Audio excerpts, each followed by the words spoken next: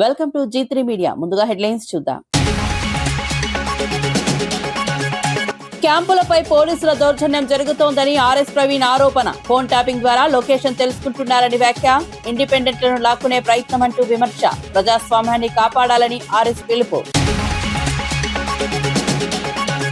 అంబటి వ్యవహారంపై మౌనిక తీవ్ర వ్యాఖ్యలు. కుటుంబంపై వ్యక్తిగత దూషణలు ఆమోదయోగం కాదని హెచ్చరిక. రాజకీయ ప్రతీకార ధోరణి మానుకోవాలని సూచన. వ్యవస్థలు ఎలా పనిచేస్తాయో చూపిస్తామని వ్యాఖ్య. ఒప్పందాలపై రాహుల్ వ్యాఖ్యలకు అమిత్ షా కౌంటర్. దేశ ప్రయోజనాలే ప్రథమమని కేంద్రం స్పష్టం. వాణిజ్య ఒప్పందాలతో ఆర్థిక లాభమని వివరణ. దేశ విషయాల్లో రాజకీయాలు మానాలని సూచన. తండాల అభివృద్ధిలో నిర్లక్ష్యం చేశారని బీజేపీ ఆరోపణ. గిరిజన ప్రాంతాల్లో మౌలిక సదుపాయాల కొరతపై విమర్శ. కేంద్ర పథకాల అమలులో రాష్ట్ర వైఫల్యమని వ్యాఖ్య. తక్షణ చర్యలు తీసుకోవాలని రాష్ట్రానికి డిమాండ్. కేసీఆర్ జన్మదిన వేడుకలను ఘనంగా నిర్వహించాలని వెల్లడి. రాష్ట్రానికి నీళ్లు కరెంట్ అందించిన నాయకులని ప్రశంస. సంక్షేమ పథకాలతో పేదలకు అండగా నిలిచారని వ్యాఖ్య. ఫిబ్రవరి 17 రాష్ట్ర వ్యాప్తంగా వేడుకలకు పిలుపు. ఇక వార్త వివరాల్లోకి వెళ్తే మంచిర్యాల జిల్లా క్యాతనపల్లి మున్సిపాలిటీలో బీఆర్ఎస్ సిపిఐ కౌన్సిల్లో ఉన్న క్యాంపుపై ఉద్రిక్తత నెలకొంది. చైర్మన్ ఎన్నికల ముందు భద్రాచలంలోని నందిని హోటల్లో ఉన్న కౌన్సిలర్లను చెదరగొట్టేందుకు పోలీసులు వచ్చారని బీఆర్ఎస్ ఆరోపించింది. కాంగ్రెస్ నేతలతో కలిసి పోలీసులు ఒత్తిడి తెచ్చారని విమర్శలు వెలువెత్తాయి. అప్రమత్తమైన మాజీ ఎమ్మెల్యే బాల్కసుమాన్ కౌన్సిలర్లను అక్కడి నుంచి తరలించి క్యాతనపల్లిలోని తన నివాసానికి తీసుకెళ్లారు. చైర్మన్ పీఠం కోసం అరాచకాలు జరుగుతున్నాయని బీఆర్ఎస్ నేతలు మండిపడ్డారు. రేపటి ఎన్నికల్లో దొడ్డిదారిన పదవిని చేజిక్కించుకోవాలని ప్రయత్నిస్తున్నారని ఆరోపించారు. ఘటనపై రాజకీయ వర్గాల్లో చర్చ జరుగుతోంది. పోలీసులు మాత్రం శాంతి భద్రతల కోసమే చర్యలు తీసుకున్నామని చెబుతున్నారు.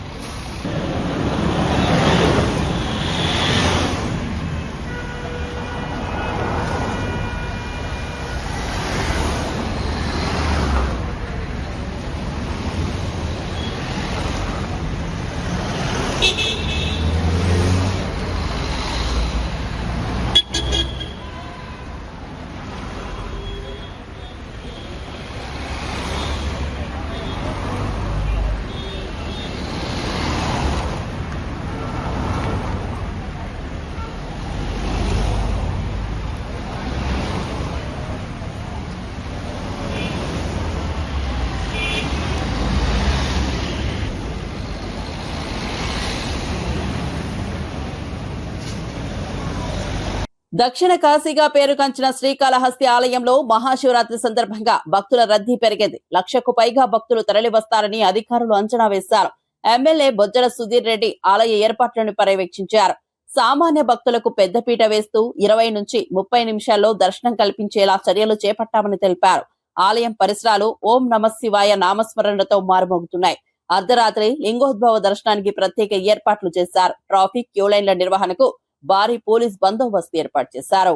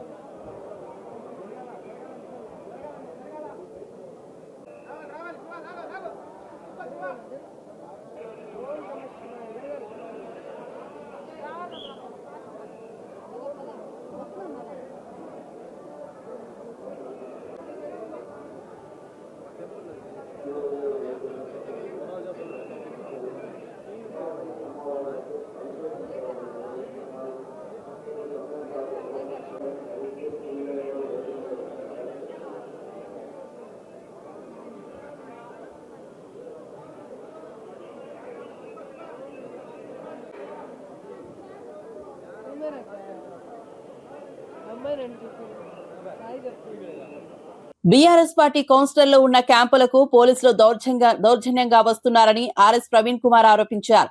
ఫోన్ ట్యాపింగ్ ద్వారా క్యాంపు లొకేషన్ తెలుసుకుని మఫ్టీలో పోలీసులను పంపుతున్నారని అన్నారు. బీఆర్ఎస్ కు మద్దతు తెలిపే ఇండిపెండెంట్ అభ్యర్థులను లాక్కునే ప్రయత్నం జరుగుతోందని విమర్శించారు. ప్రజాస్వామ్యాన్ని కాపాడాలని ఆయన పిలుపునిచ్చారు. ఎన్నికల సమయంలో ఇలాంటి చర్యలు తగ్గవని పేర్కొన్నారు.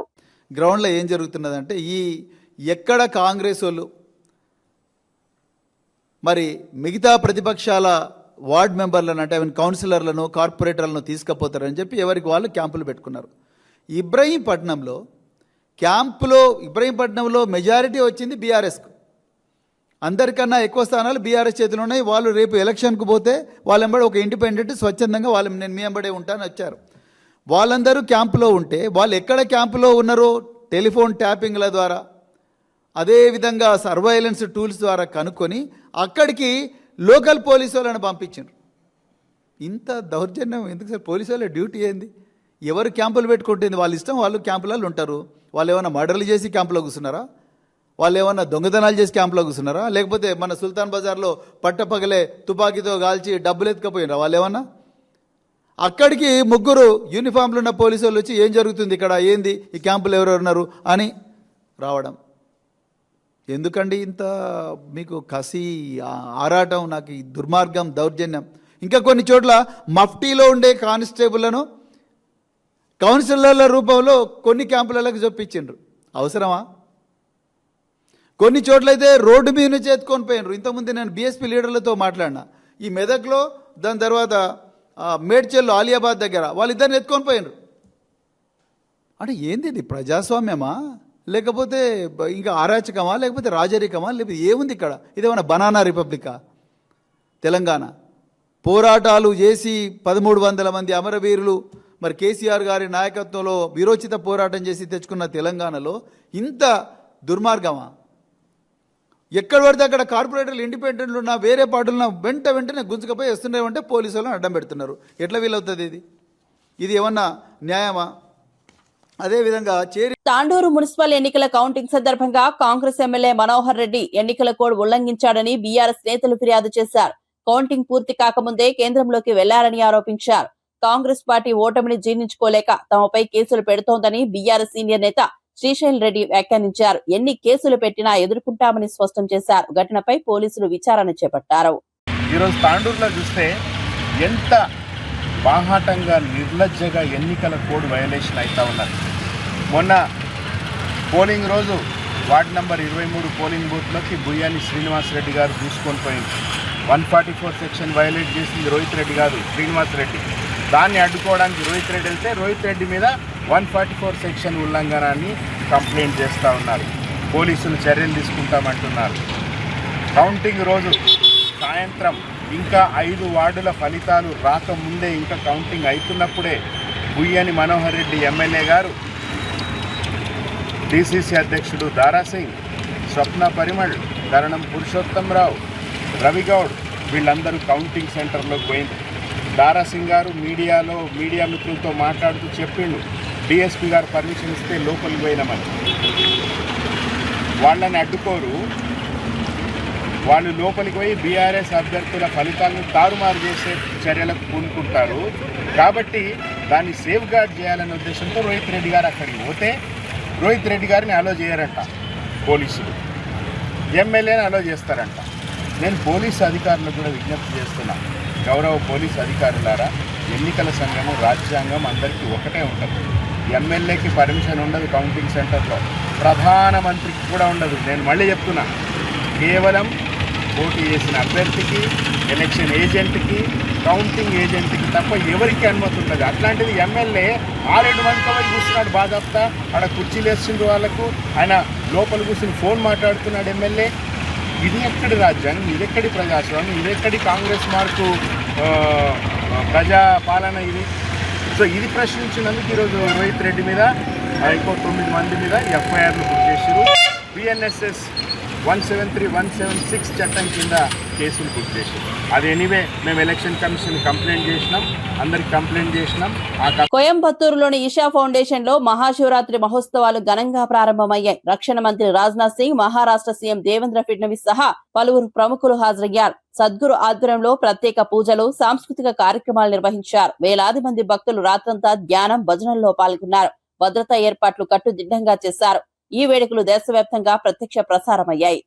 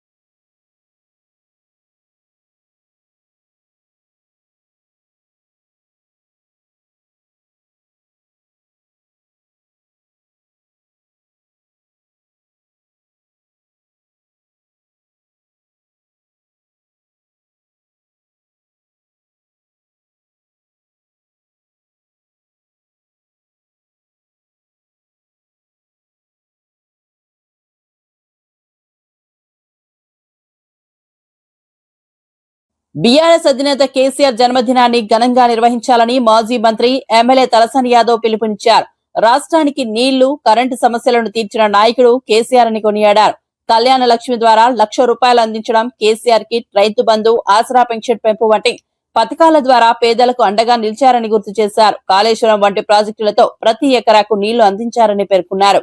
గురుకులాల ద్వారా పేద పిల్లలకు నాణ్యమైన విద్య అందించిన నాయకుడు కేసీఆర్ అని చెప్పారు. ఫిబ్రవరి 17న రాష్ట్ర వ్యాప్తంగా గ్రామాలు, పట్టణాల్లో పార్టీ శ్రేణులు, అభిమానులు కేసీఆర్ జన్మదిన వేడుకలను ఘనంగా నిర్వహించాలని సూచించారు. ప్రజలకు చేసిన సేవలను గుర్తు చేసుకుంటూ సామాజిక కార్యక్రమాలు చేపట్టాలని పార్టీ నాయకులకు తలసాని దిశానిర్దేశం చేశారు. కేసీఆర్ నాయకత్వమే తెలంగాణ అభివృద్ధికి మార్గమని ఆయన వ్యాఖ్యానించారు. పట్టణాల్లో గాని, జిల్లా హెడ్ క్వార్టర్లో గాని పార్టీ నాయకులందరూ కూడా బ్రహ్మాండంగా ఘనంగా నిర్వహించాలని చెప్పి నేను ఈ సందర్భంగా తెలియజేస్తూ, గుడ్లు కానీ, మసీదులు కానీ, చర్చులు కానీ అక్కడ కూడా ప్రార్థనలు చేసేటువంటి కార్యక్రమాలు. అయితే రాష్ట్ర కార్యాలయంలో అంటే తెలంగాణ భవన్లో ఆ రోజు ఉదయం 10 గంటలకు కేటీఆర్ గారు ముఖ్య అతిథిగా కేక్ కట్ చేస్తారు.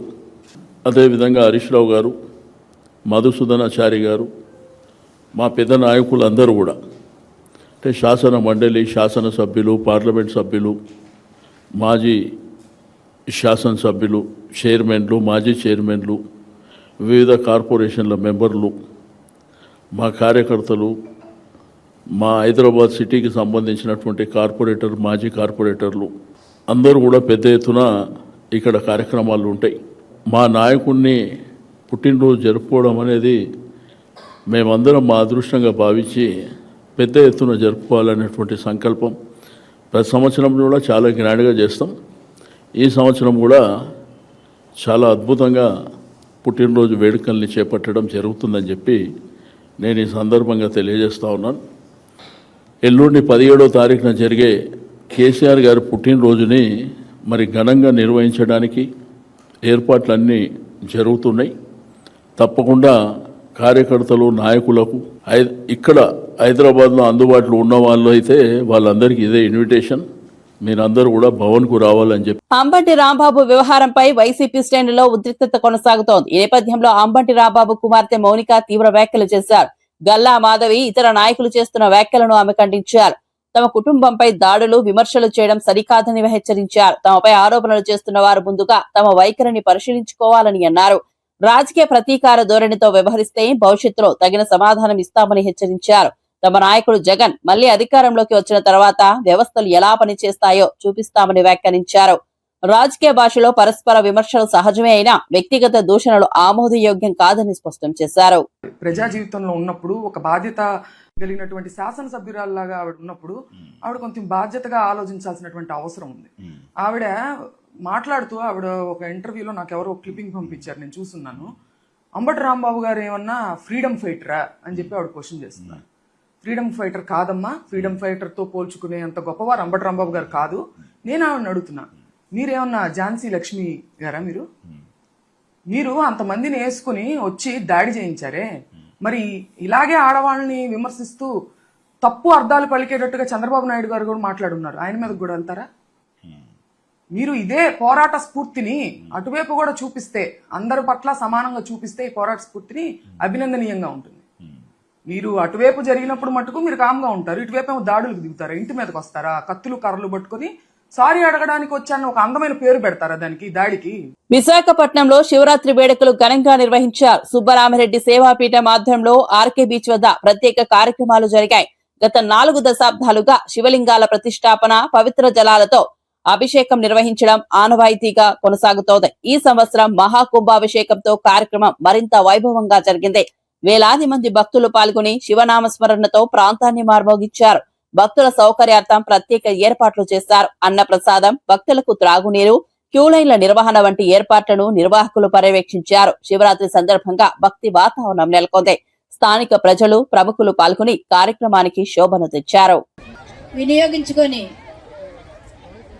స్వహస్తాలతో అభిషేకించి పరమశివుని కృపకు పాత్ర. అమ్మా రండి రండి, తిలకించండి, తరించండి. ఎంతో మన హిస్టరీలో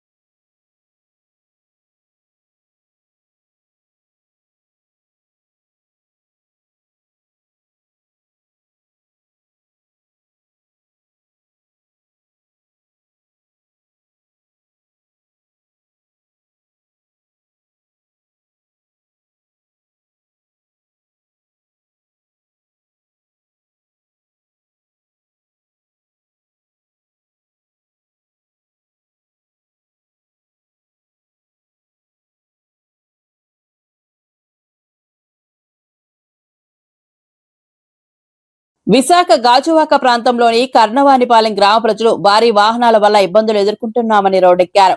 గంగవరం ఫోర్ట్ స్టీల్ ప్లాంట్ కు వెళ్లే బొగ్గు లారీల వల్ల దుమ్ము, కాలుష్యం పెరిగి ఆరోగ్య సమస్యలు తలెత్తుతున్నాయని వాపోయారు. పిల్లలు, పెద్దలు శ్వాసకోశ సమస్యలతో బాధపడుతున్నారని తెలిపారు. అధికారులను ఎన్నిసార్లు కోరినా స్పందన లేకపోవడంతో రహదారిపై టెంట్ వేసి ధర్నా చేపట్టారు. భారీ వాహనాలను అడ్డుకుని తమ సమస్యలను పరిష్కరించాలని డిమాండ్ చేశారు. గ్రామ ప్రజల ఆందోళనతో కొంతసేపు ట్రాఫిక్ కు అంతరాయం ఏర్పడింది. అధికారులు సమస్యను పరిశీలించి తగిన చర్యలు తీసుకుంటామని హామీ ఇచ్చిన తర్వాత పరిస్థితి అదుపులోకి వచ్చింది.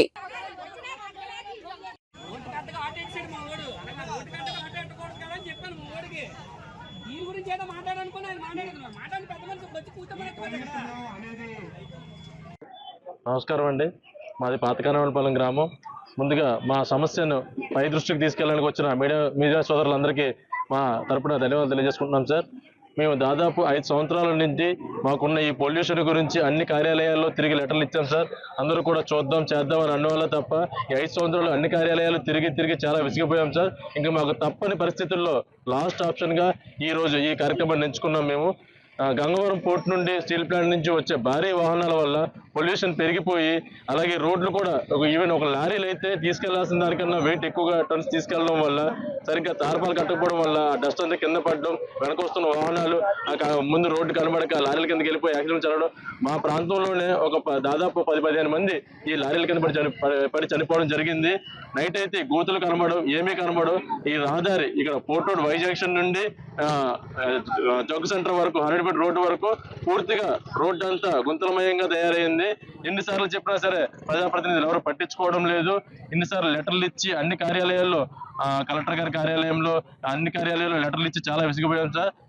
దయచేసి మా ఈ ప్రాబ్లం ని పై దృష్టి వరకు తీసుకెళ్తారని, ప్రజాప్రతినిధులందరూ గవర్నమెంట్ మాకు సహాయ సహకారాలు అందిస్తారని, ఈ కాలుష్యాన్ని మాకు బాధ లేకుండా చూస్తారని, అలాగే ఈ భారీ వాహనాలు దారి మళ్లిస్తారని మా పాతకానవలపాలెం గ్రామ ప్రజల తరపు నుండి కోరుకుంటున్నాం సార్, విన్నవించుకుంటున్నాం. పల్నాడు జిల్లా కోటప్పకొండలో శివరాత్రి సందర్భంగా భారీగా భక్తులు తరలివచ్చారు. మెట్ల మార్గంలో రద్దీ పెరగడంతో 10 ఏళ్ల బాలిక ఊపిరి ఆడక అపస్మారక స్థితిలోకి వెళ్లింది. 700వ మెట్టు వద్ద చోటు చేసుకున్న ఈ ఘటన ఆందోళన కలిగించింది. రద్దీ కారణంగా బాలికను వెంటనే పైకి లేదా కిందకి తరలించలేకపోయారు. 108 అంబులెన్స్ సహాయంతో చికిత్స కోసం తరలించేందుకు కష్టపడ్డారు. భక్తుల రద్దీ నియంత్రణపై విమర్శలు వ్యక్తమయ్యాయి. అధికారులు తక్షణ చర్యలు తీసుకుని భక్తులను క్రమబద్దీకరించారు. బాలిక ఆరోగ్య పరిస్థితిపై ఆందోళన వ్యక్తమవుతోంది. శివరాత్రి సందర్భంగా భారీ జనసంద్రోహం దృష్ట్యా భద్రతా ఏర్పాట్లు మరింత కట్టుదిట్టం చేయాలని భక్తులు కోరుతున్నారు.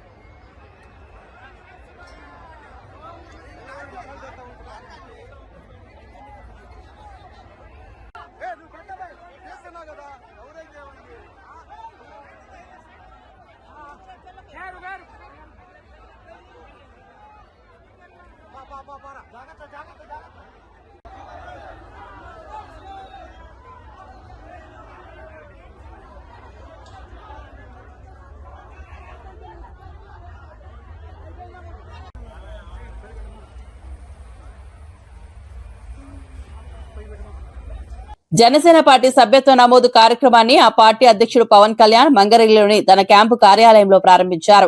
పార్టీ బలోపేతానికి గ్రామ స్థాయి నుంచి రాష్ట్ర స్థాయి వరకు శక్తివంతమైన కేడర్ను నిర్మించడమే లక్ష్యంగా ఆయన పేర్కొన్నారు.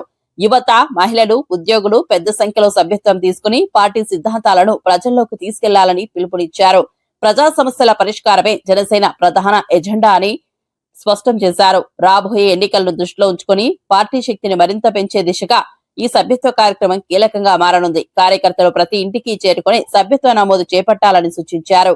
రాష్ట్ర రాజకీయాల్లో ప్రజలకు ప్రత్యామ్నాయ రాజకీయ శక్తిగా నిలబడాలన్న సంకల్పంతో ముందుకు సాగుతున్నామని పవన్ తెలిపారు. మన ఇల్లు, మన కుటుంబం, మన కుటుంబంకి నడిపేవాడు వాడు ఇవ్వకపోతే ఎట్లా అనుకుంటాం. ఒకవేళ లేనప్పుడు పర్లేదు, పని చేద్దాం. సినిమాలు ఉన్నాయి, సంపాదిస్తున్నాం. మనం అందరం కూడా మన భగవంతుడిని మనం ప్రార్థించుకుంటూ ఆ బ్లెస్సింగ్స్ తోటి ముందుకెళ్లే విధంగా ఈ రోజున ప్రత్యేకంగా మహాశివరాత్రి రోజున ప్రెసిడెంట్ గారు మొట్టమొదటి సభ్యత్వం ఆయనే తీసుకుని 26వ తారీఖు నుంచి మనం రాష్ట్ర వ్యాప్తంగా ఈ కార్యక్రమాన్ని తీసుకెళ్దామని ఖరారు చేశారు. పిఠాపురంలో అందరికన్నా ముందు ప్రారంభిద్దాం, ఒక వారం ముందు.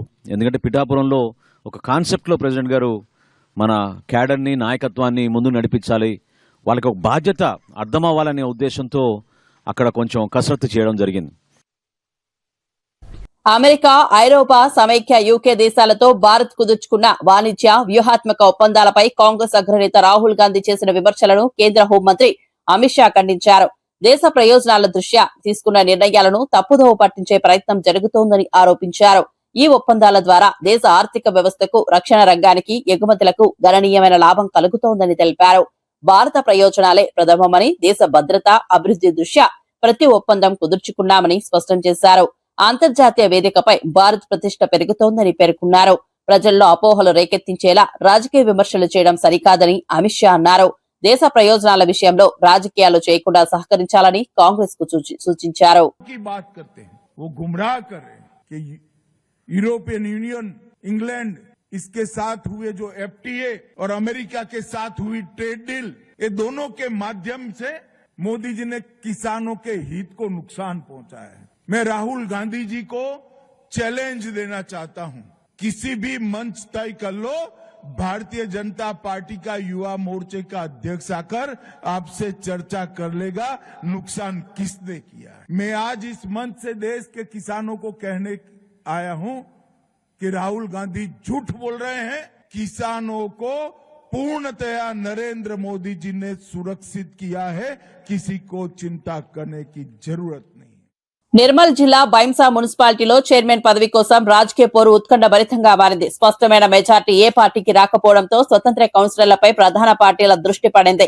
వారిని తమ వైపు తిప్పుకునేందుకు తీవ్ర ప్రయత్నాలు సాగుతున్నాయి. క్యాంపు రాజకీయాలు, రహస్య చర్చలు, వ్యూహాత్మక సమావేశాలు కొనసాగుతున్నాయి.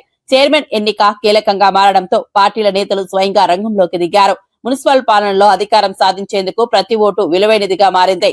స్థానిక రాజకీయాలు వేడెక్కడంతో పరిస్థితి ఉద్రిక్తంగా మారుతోంది. బైంసా రాజకీయాలపై రాష్ట్ర వ్యాప్తంగా ఆసక్తి నెలకొంది. చివరకు ఎవరి వ్యూహం ఫలిస్తుందో అన్న ఉత్కంఠ నెలకొంది. वैसे तो 4 साल रहता, हम ऐसा भी डिमांड नहीं करते। फर्स्ट 2 साल ही दो बोल रहे, हम 2 साल के बाद उन्होंने मसले आके हम टाइम हमारे कमिटमेंट के हिसाब से हम रिजाइन कर दिए। ये 2 आदमी माई चेयरमैन मेरे साथ इंडिपेंडेंट है बोल रहे, किसी के साथ इंडिपेंडेंट नहीं है, 2 इंडिपेंडेंट हमारे साथ है। और हम उनको बोल रहे कि तुम तुम्हारे तरीके से रहो, हमारा जो डिमांड है वो हुआ तो तुम्हारा भी जो डिमांड्स करके तुम उठे उसको हम दुरुस्त कर सकते। తండాల అభివృద్ధి విషయంలో కాంగ్రెస్ మరియు గత బీఆర్ఎస్ ప్రభుత్వాలు తీవ్ర నిర్లక్ష్యం చేశాయని బీజేపీ రాష్ట్ర అధ్యక్షుడు రామచంద్రరావు ఆరోపించారు. గిరిజన ప్రాంతాల్లో మౌలిక సదుపాయాల కొరత కొనసాగుతూనే ఉందని అన్నారు. త్రాగునీరు, రహదారులు, విద్య, వైద్య సదుపాయాల అభివృద్ధిలో స్పష్టమైన పురోగతి లేదని విమర్శించారు. గిరిజనులకు ఇచ్చిన హామీలు అమలు కాలేదని పేర్కొన్నారు. కేంద్ర ప్రభుత్వం గిరిజన సంక్షేమానికి ప్రత్యేక పథకాలు అమలు చేస్తోందని తెలిపారు. తండాల సమగ్ర అభివృద్ధి కోసం బీజేపీ కట్టుబడి ఉందని చెప్పారు. గిరిజనుల హక్కుల పరిరక్షణలో తమ పార్టీ ముందుంటుందని స్పష్టం చేశారు. రాష్ట్ర ప్రభుత్వం తక్షణ చర్యలు తీసుకుని తండాల సమస్యలు పరిష్కరించాలని డిమాండ్ చేశారు. సంక్షేమ పథకాలతో ఈ రోజు భారతదేశంలో ట్రైబల్స్ కి సంబంధించినటువంటి ఒక వెల్ఫేర్ సంక్షేమం కోసము నరేంద్ర మోదీ గారు అనేక పథకాలు తీసుకోవడం జరిగింది. వారి విద్య కోసం అయితే, వారి స్కాలర్షిప్లు అయితే, వారి ఉద్యోగ అవకాశాల కోసం అయితే, వారి యొక్క ఆరోగ్య పరిస్థితి కోసం అయితే, ఇవన్నీ కూడా చేస్తూ ఉన్నారు. ఒక సపరేట్గా ఒక గ్రామ పంచాయతీ హోదా ఇస్తూ అక్కడ నిధులుగానే, అక్కడ అభివృద్ధిగానే కార్యక్రమాలు ఈ 2 ప్రభుత్వం కూడా చేయలేదు. ఈరోజు ట్రైబల్ ఏరియాస్లో ఏ డెవలప్మెంట్ జరిగినా కూడా అది ఐటీడీఏ ద్వారా కేంద్ర ప్రభుత్వం నిధులతోనే ఈరోజు ట్రైబల్ ఏరియాస్ కూడా డెవలప్ అవుతున్న విషయాన్ని మనం గుర్తుపెట్టి క్యాంపులపై పోలీసుల దౌర్జన్యం జరుగుతోందని ఆర్ఎస్ ప్రవీణ్ ఆరోపణ. ఫోన్ ట్యాపింగ్ ద్వారా లొకేషన్ తెలుసుకుంటున్నారని వ్యాఖ్య. ఇండిపెండెంట్లను లాక్కునే ప్రయత్నం అంటూ విమర్శ. ప్రజాస్వామ్యాన్ని కాపాడాలని ఆర్ఎస్ పిలుపు. అంబటి వ్యవహారంపై మౌనిక తీవ్ర వ్యాఖ్యలు. కుటుంబంపై వ్యక్తిగత దూషణలు ఆమోదయోగం కాదని హెచ్చరిక. రాజకీయ ప్రతీకార ధోరణి మానుకోవాలని సూచన. వ్యవస్థలు ఎలా పనిచేస్తాయో చూపిస్తామని వ్యాఖ్య.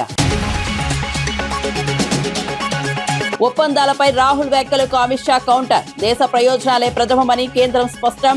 వాణిజ్య ఒప్పందాలతో ఆర్థిక లాభమని వివరణ. దేశ విషయాల్లో రాజకీయాలు మానాలని సూచన. తండాల అభివృద్ధిలో నిర్లక్ష్యం చేశారని బీజేపీ ఆరోపణ. గిరిజన ప్రాంతాల్లో మౌలిక సదుపాయాల కొరతపై విమర్శ. కేంద్ర పథకాల అమలులో రాష్ట్ర వైఫల్యమని వ్యాఖ్య. తక్షణ చర్యలు తీసుకోవాలని రాష్ట్రానికి డిమాండ్. కేసీఆర్ జన్మదిన వేడుకలను ఘనంగా నిర్వహించాలని వెల్లడి. రాష్ట్రానికి నీళ్లు, కరెంట్ అందించిన నాయకులని ప్రశంస. సంక్షేమ పథకాలతో పేదలకు అండగా నిలిచారని వ్యాఖ్య. ఫిబ్రవరి 17 రాష్ట్ర వ్యాప్తంగా వేడుకలకు పిలుపు. మరిన్ని అప్డేట్స్ కోసం చూస్తూనే ఉండండి G3 మీడియా.